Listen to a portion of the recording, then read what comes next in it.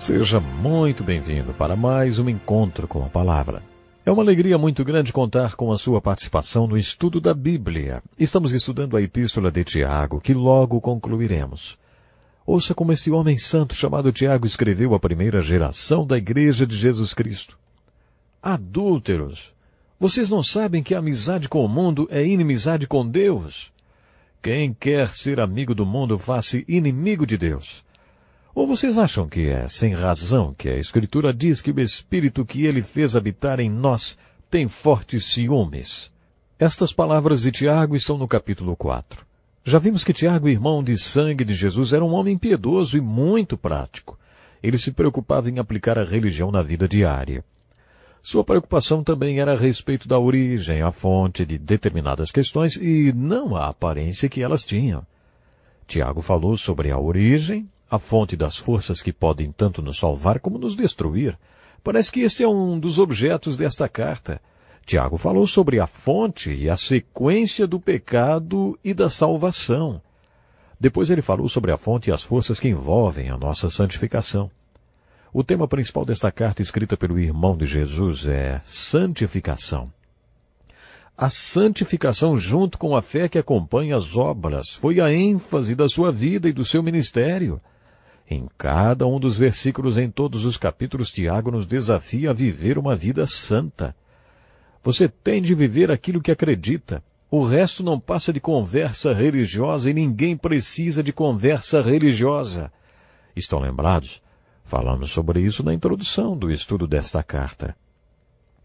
No final do capítulo 2, Tiago afirma que só a fé não basta. Você tem que validar a sua fé. Se suas obras não validarem a sua fé estará morta como um corpo sem espírito. A questão para Tiago é que não existe só fé. Poderíamos parafraseá-lo dizendo que só fé pode salvar, mas a fé que salva nunca está só. Na verdade, Tiago não está contradizendo outros textos do Novo Testamento que enfatizam a justificação só pela fé. As cartas de Paulo aos Romanos e aos Gálatas, por exemplo, enfatizam a justificação pela fé e mostram claramente o papel que as obras têm na salvação. Esse papel é o de validar a nossa fé, mas é a fé que nos salva. Já comentamos que Tiago escreveu esta carta muito antes de Paulo escrever suas epístolas. Por isso, Tiago não estava refutando a pregação de Paulo sobre a justificação pela fé. Você se lembra da história do Evangelho de Lucas, capítulo 7, que conta sobre um jantar que Jesus teve na casa de um fariseu? Aquele fariseu não se importou em lavar os pés de Jesus, o que naquela cultura era uma forma tradicional de dar as boas-vindas e mostrar hospitalidade ao convidado. Mas uma mulher, que aparentemente tinha se convertido através do ministério de Jesus, viu que os pés de Jesus não tinham sido lavados. É possível que ela fosse uma prostituta e, apesar disso, ela caiu aos pés de Jesus, os lavou com suas lágrimas e os secou com seus cabelos.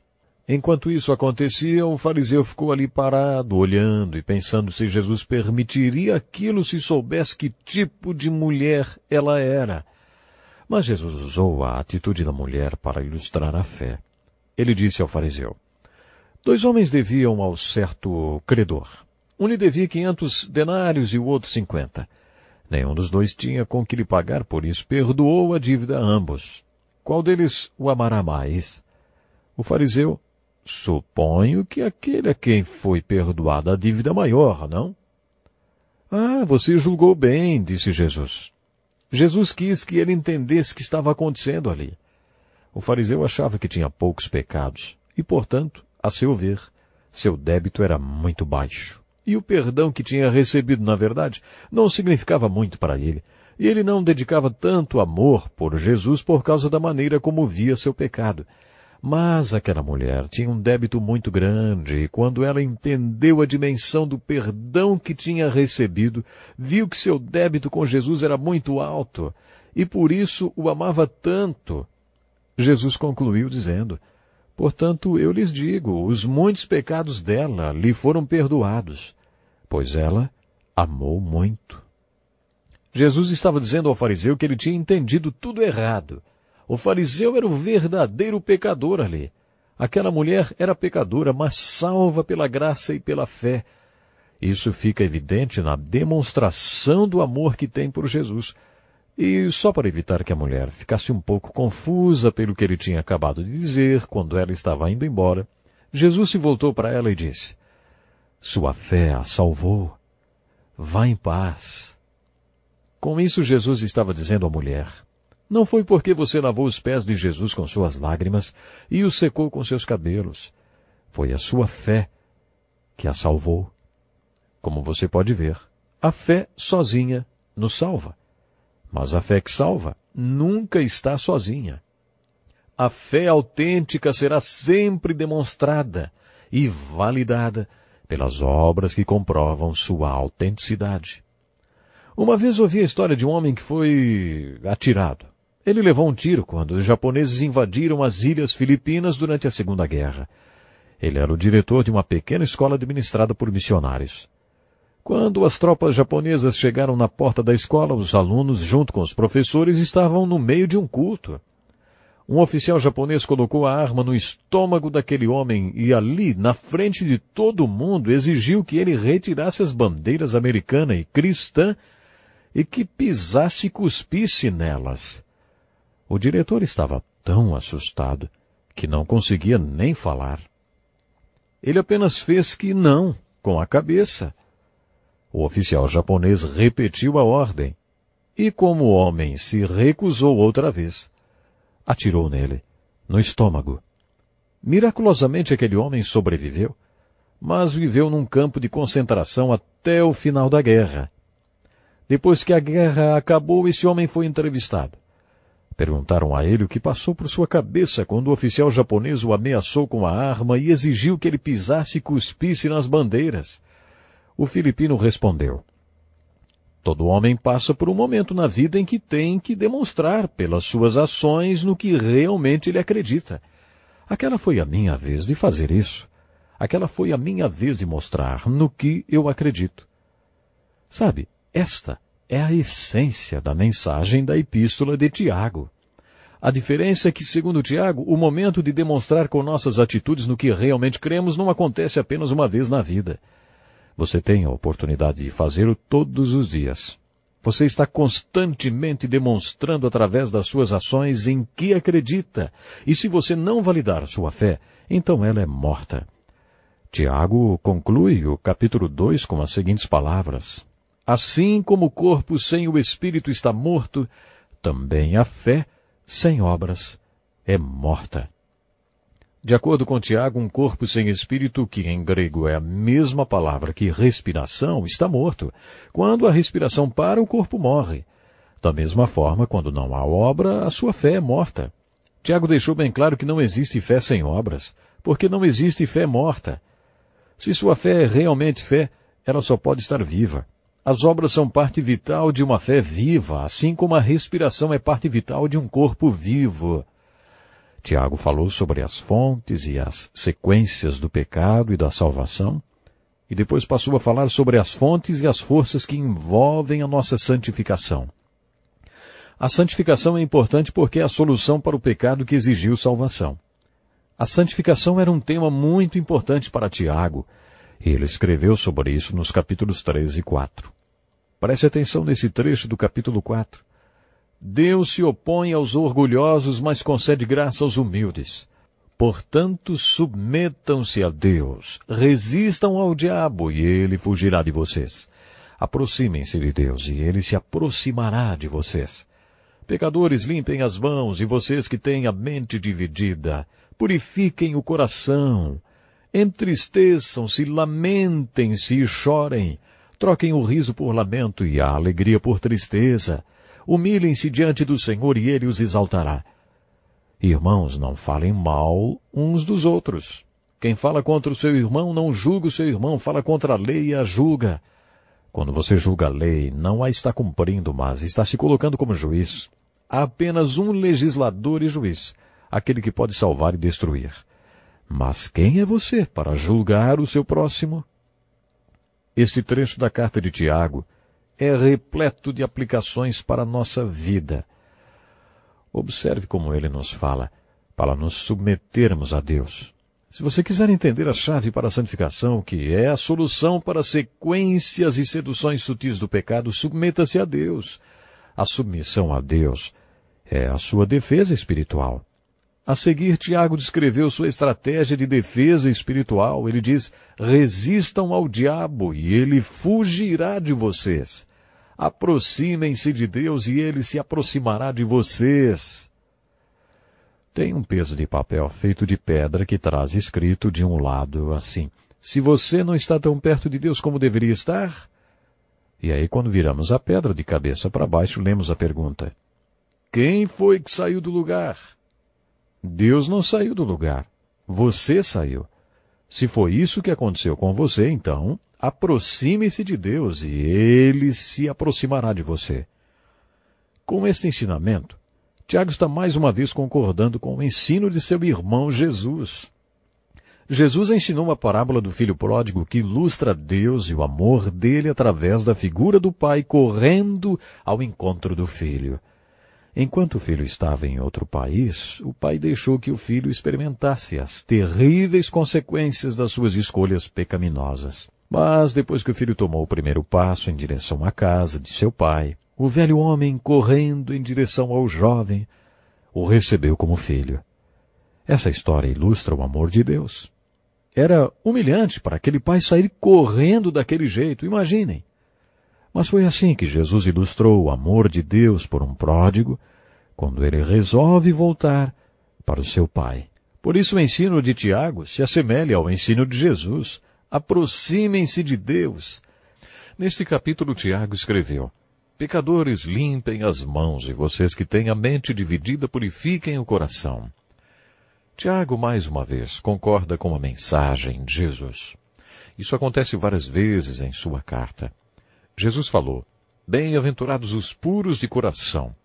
Quando Tiago escreveu, purifiquem o coração, ele estava falando a mesma coisa que Jesus disse quando falou que os puros de coração são bem-aventurados. A palavra grega usada por Tiago e por Jesus para puro e purificar significa cortar fora. O conceito é de literalmente cortar fora de nossos corações qualquer coisa que não deveria estar lá. No Salmo 86, versículo 11, o salmista orou assim, ensina-me o teu caminho, Senhor, para que eu ande na tua verdade. Dá-me um coração inteiramente fiel. É a mesma exortação que Tiago dá. Vocês que têm a mente dividida, purifiquem o coração, ele diz. Em outras palavras, não sejam instáveis por causa de uma mente dividida. Purifiquem seus corações e tenham uma mente firme. Não sejam instáveis por causa de uma mente dividida. Purifiquem seus corações. No final do capítulo lemos assim, ouçam agora vocês que dizem, hoje ou amanhã iremos para esta ou aquela cidade. Passaremos um ano ali, faremos negócios e ganharemos dinheiro.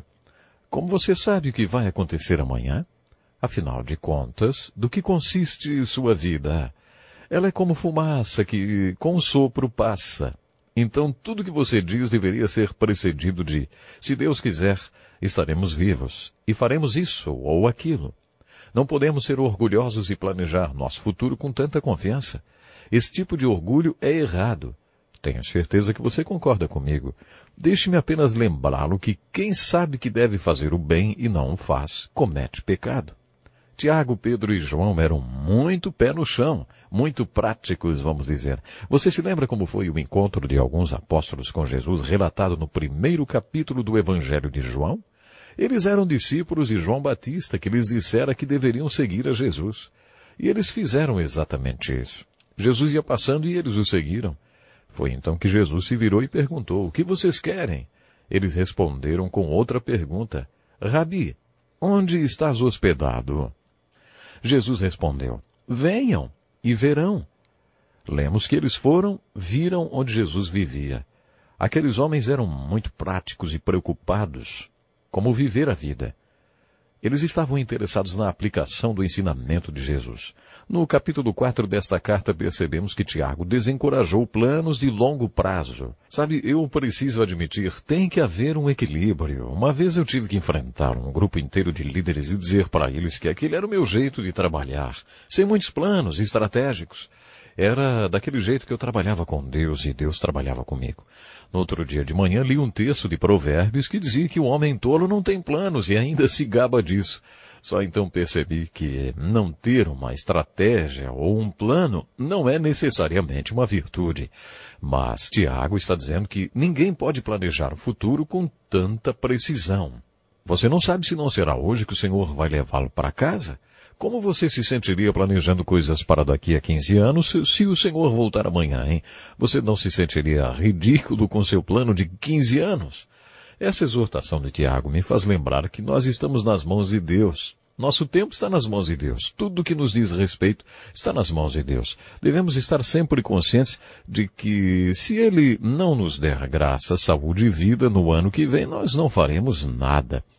No restante da carta, Tiago fala sobre o que chamamos de a sequência da solução de Deus.